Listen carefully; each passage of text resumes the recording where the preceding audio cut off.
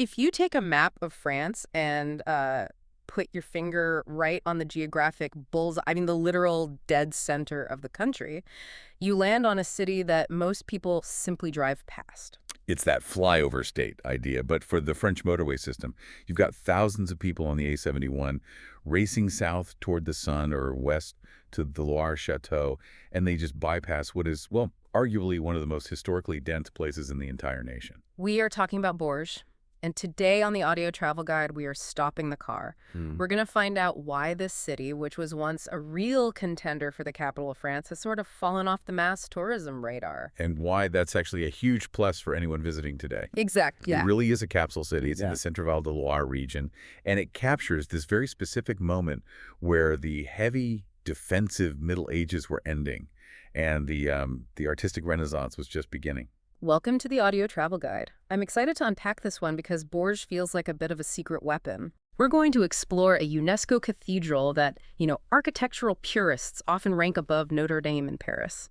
We'll walk through a labyrinth of medieval marshes right in the city center, uncover the story of a 15th century billionaire, and crucially, we'll give you the practical playbook on how to navigate the local food scene. Yes. Specifically, how not to go hungry on a Sunday. That Sunday morning is going to be vital, believe me. We'll also cover the logistics, getting there, the parking traps to avoid, and the neighborhoods you really need to see. So let's start with the atmosphere. When you step onto the pavement in Bourges, what are you seeing? Because usually when you read about medieval French cities, it's all stone jungle. A bit gray, a bit dark. Right. Tight and defensive. Bourges is different because of the geology. The whole aesthetic is defined by the region's limestone. It's a distinct light stone, so it reflects the sun rather than absorbing it, which is very different from, say, the darker volcanic stone you find further south. So it feels luminous, even with the narrow streets. It feels intimate, and it's incredibly compact. The historic center, the Ville Haute, or Upper Town, sits on a ridge. That's where all the power has always been. The cathedral, the palaces. And it's best on foot, I assume. Oh, it demands to be walked. If you are in a car, you are just missing the entire point.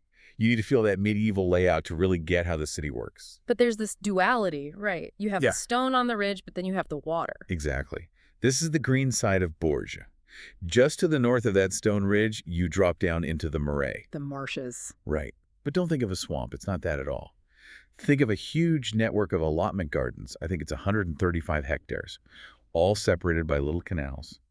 They were first drained by monks in the Middle Ages to feed the city. And they're still active gardens. It's not just a park. Not at all. It's a living, breathing part of the city. On the weekends, you'll see locals punting these little flat-bottom boats through the canals, loaded with leeks and carrots, heading to their private garden plots. It's amazing. I love that. Commuting by boat to get your vegetables. It creates this incredibly relaxed, slow-paced vibe, and it's right next to the city center. It's a real labyrinth. A full walk-around takes maybe 2 or 3 hours. And the views must be incredible. It offers what I think is the best view in the whole city. You see the spires of the cathedral rising up over the trees and the water. It contextualizes the architecture in a way you rarely get to see anymore. Okay, so let's zoom in on the districts. If I'm dropped in the center, how do I get my bearings? Well, you have 3 main zones to think about. First is the Ville Haute, right around the cathedral. If you want that classic half-timbered house photo, you need to find Rue Bourbonnoux and Rue Courcelon. Rue Bourbonnoux. Got it. Yeah, it's like a living timeline. You'll see these timber-framed houses right next to grand stone mansions. It shows you how the city's wealth evolved. And then the commercial part. That's your second zone. The spine of it is Rue Moyenne. That's the main high street, the hustle and bustle where locals are actually shopping. Okay, and the third? The social hub, Place Gordaine. Right, which we'll get to when we talk food. But first, we have to talk about the main event, the Cathedral of Saint-Etienne. It is an absolute masterpiece, built between about 1195 and 1255. Okay, hold on. You mentioned earlier that some people rank this above Notre-Dame in Paris. That is a very bold claim. What's the argument? It comes down to unity and volume. Because it was built so fast, in just about 60 years, the style is incredibly consistent. It's not a mix and match of different centuries, but the real wow factor for architects is the floor plan. It has no transept. And the transept is the crossbar part of the church, the bit that makes it look like a cross from above. Correct. Bourges doesn't have one. It's just a single, continuous, uninterrupted hull. And it uses this unique double aisle structure. Walk us through that. What does that mean? So when you stand at the back of the nave, you aren't just looking down one tunnel of space, you're looking at a pyramid of space. The central nave is the highest, then the inner aisle is a bit lower, and the outer aisle is lower still. It just draws your eye upwards in this really calculated way. And the light. I've heard about the stained glass. The light is miraculous. Saint-Étienne has preserved almost all of its original 13th century stained glass in the ambulatory. That's the walkway behind the altar. I mean, with all the wars and revolutions in Europe, keeping that much medieval glass intact is almost impossible. A jewel box, I think I read somewhere. That's the perfect description. And if you have the energy, you should definitely climb the North Tower. There's an extra charge, but that view over the red tile roofs and the green marshes, that's the photo you want. So that's the religious power, but Bourges also tells a big story about money. New money. Jacques Cœur.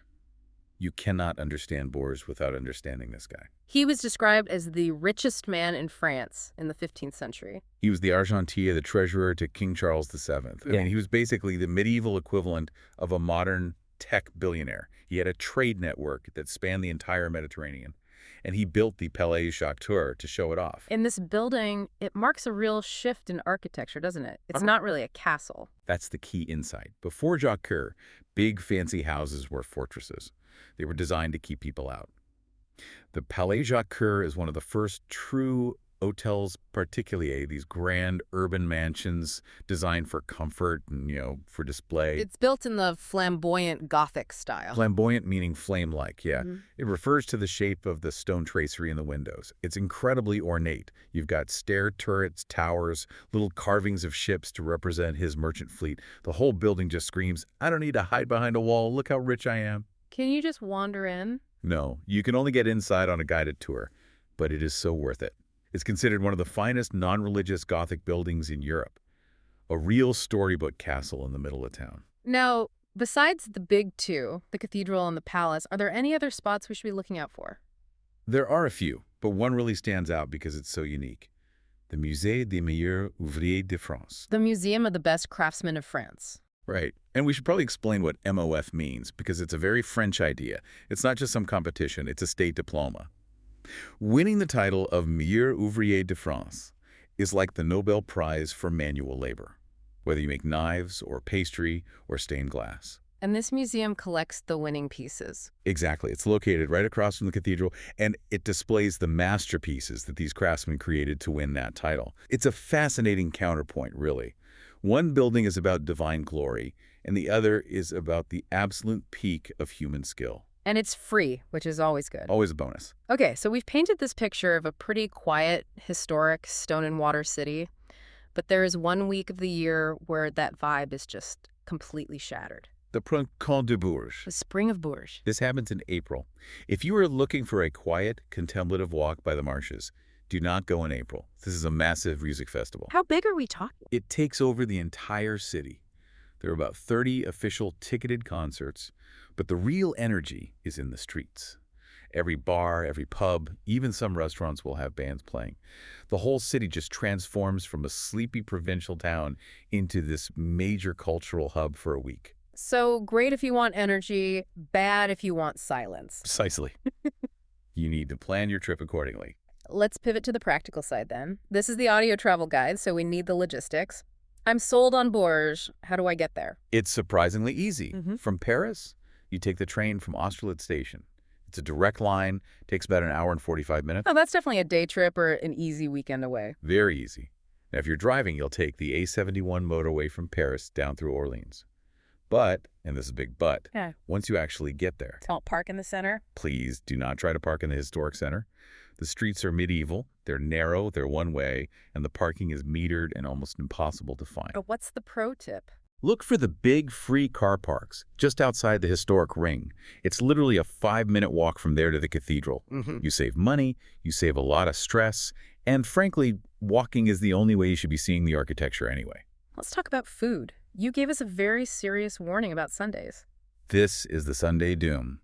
It is a real thing in provincial France that catches so many tourists off guard. Bourges, not Paris. On Sundays, almost everything closes. Shops, supermarkets, even restaurants? Most of them, yes.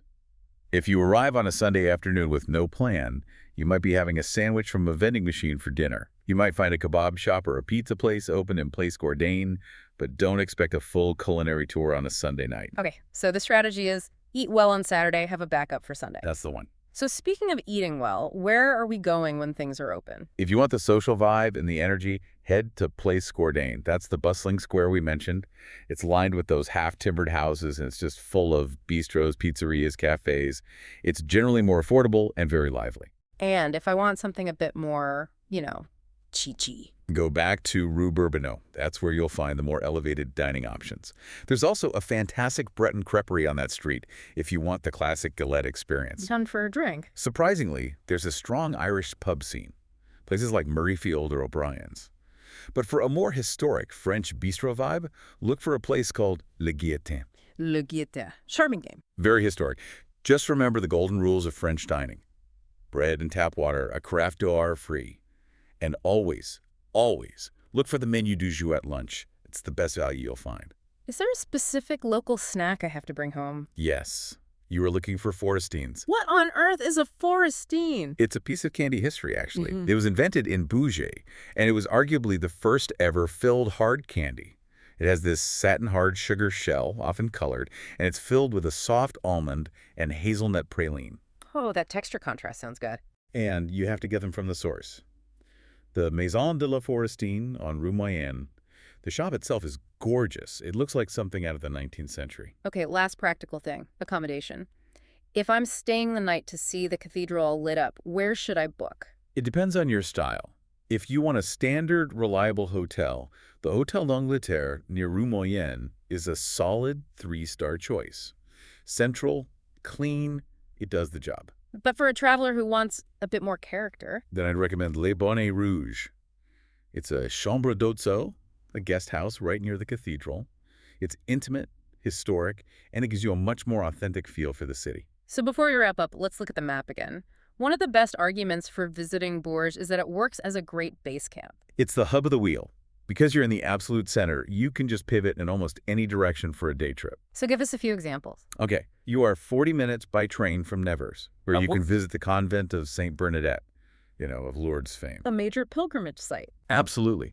Go an hour and 15 minutes northwest, and you're in Orléans for all the Joan of Arc history. Yeah. Go west for about 90 minutes, and you're in Tours, which is the gateway to the entire Loire Valley chateau system. So you could stay in Bourges, where it's probably quieter and cheaper, and then just day trip to all the heavy tourist spots. Exactly. It's a huge tactical advantage. You get all the greatest hits of France, the Gothic cathedral, the palaces, the food, but without the crushing crowds you find in Paris or Mont Saint-Michel. It really sounds like the perfect B-side to a French vacation. That is the best way to describe it. It allows you to actually see the history rather than just photographing it over someone else's shoulder. So to summarize, take the train from Austerlitz. If you drive, park outside the center, eat the Forestines, walk the Marais to see the cathedral from the water, and whatever you do, do not expect a gourmet dinner on a Sunday night.